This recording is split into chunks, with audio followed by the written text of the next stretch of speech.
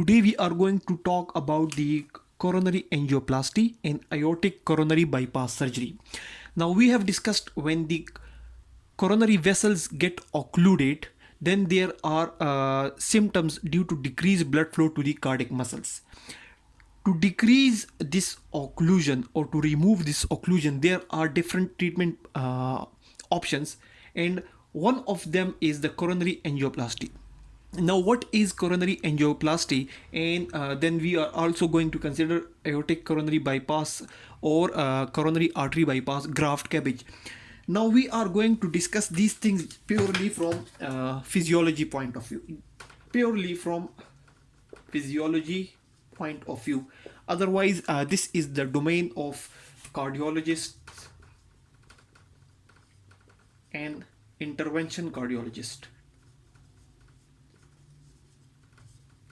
So cardiologist and intervention cardiologist basically perform these procedures, and I'm just going to give you the knowledge about these procedures and what are basically these procedures. So simply, coronary artery angioplasty is a procedure in which a catheter is passed. Now the heart is having some arteries.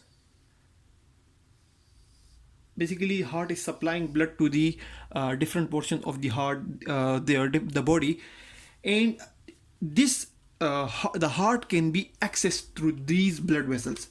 Now the most commonly used blood vessels, which are the most commonly used blood vessels for the access to the heart, are the radial artery, the radial, and femoral.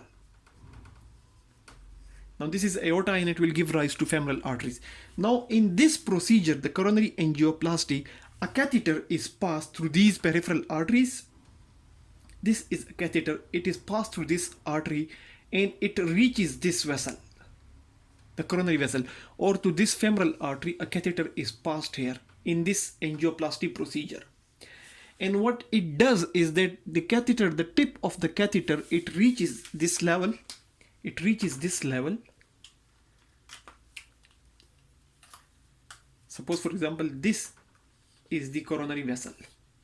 This is the coronary vessel. And here is some partial occlusion. There is some partial occlusion which is decreasing the blood flow through this coronary vessel, which is supplying some portion of the heart. Now to open this occlusion or to decrease this occlusion, this procedure is used, which is coronary angioplasty, and in which the catheter is passed from the peripheral artery, mostly the radial artery or the femoral artery, or some other arteries may be used. And when this catheter reaches here, on the tip of the catheter there is a balloon. There is a balloon. This balloon is inflated here, and it basically decreases the occlusion. It basically decreases the occlusion, and this procedure is basically known as the coronary angioplasty. And if a metal stent is put here, for example, with the inflation of this tip of the catheter, if there is some catheter, there is some stent, that stent will basically get enlarged and it will keep this artery open, and the blood flow through this area, through this stenosis or this occlusion, will increase 2 to 3 times.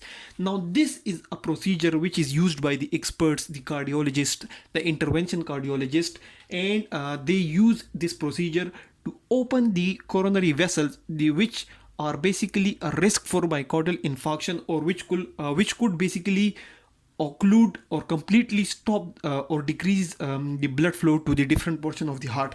Now this procedure can be used in multiple arteries as well. Suppose, for example, this is one blood vessel which was blocked, and there is another vessel, and here we have another vessel. Now if there are occlusions, then multiple blood vessels can be also opened in one go. And if the stent is used, then this procedure is used, known as stenting, which is a very famous procedure.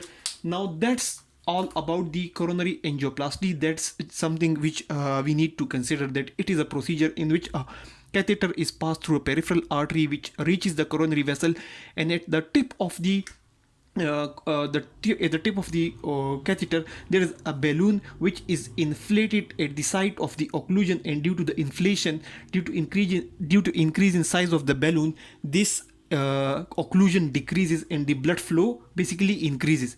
And sometimes a stunt is also used, and stunting is done to maintain the that site open for a long time. Now, even after this angioplasty or stunting, this occlusion can come again and it can be used once again as well. But sometimes this stunting or this angioplasty procedure may not be sufficient. This procedure may not be sufficient, and another surgical method is used to open the occluded vessels. And basically the occluded vessels are not opened, rather they are bypassed. This is basically the aorta. The blood is going out of the heart through this aorta, through the peripheries. And the coronary vessels are basically arising from the base of the aorta.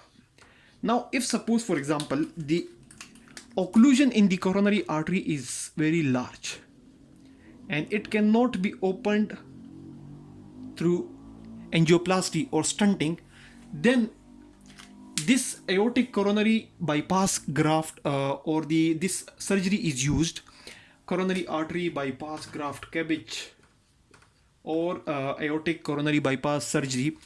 This procedure is used. It is basically done by the cardiovascular surgeons, and what they do is they take a graft, and they basically bypass this area by connecting this portion of the aorta, aortic, and this portion of the aorta with this portion of the coronary vessel. So the occluded vessel is sort of bypassed and blood starts coming from the aorta directly to this area, bypassing this occlusion. So this is known as the aortic coronary bypass, because this vein has been taken from the periphery, and with the help of this vein, the root of the aorta is directly connected with the coronary vessel beyond that occluded side. So the occluded side is sort of bypassed. This is bypassed. So that's why it is basically known as aortic coronary bypass surgery or coronary artery bypass graft, because there a graft is used. The graft is basically connecting the root of the aorta, and it is connecting it with the portion of the coronary artery, and it is basically bypassing that occluded portion. So that's why this name is used. Now both these procedures are used.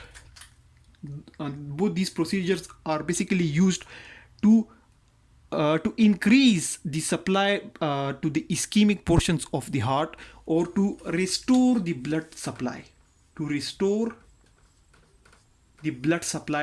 ischemic areas of the heart. Now, when should the angioplasty be used?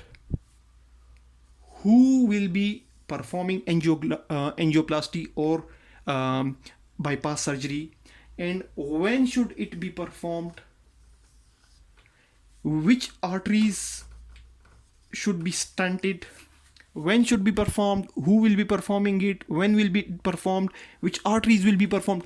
These are the questions which depends by the these questions basically are answered by the experts, the cardiologists, the intervention cardiologists, the cardiac surgeons, and these questions are answered on individual basis.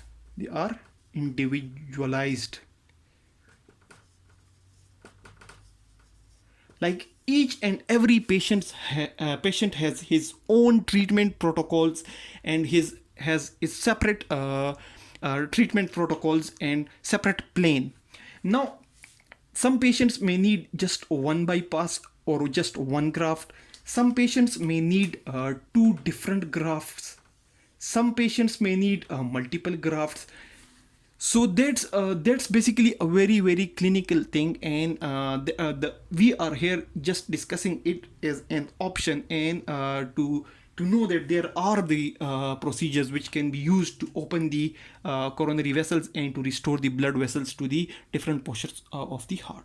That's all about the coronary angioplasty and aortic coronary bypass surgery.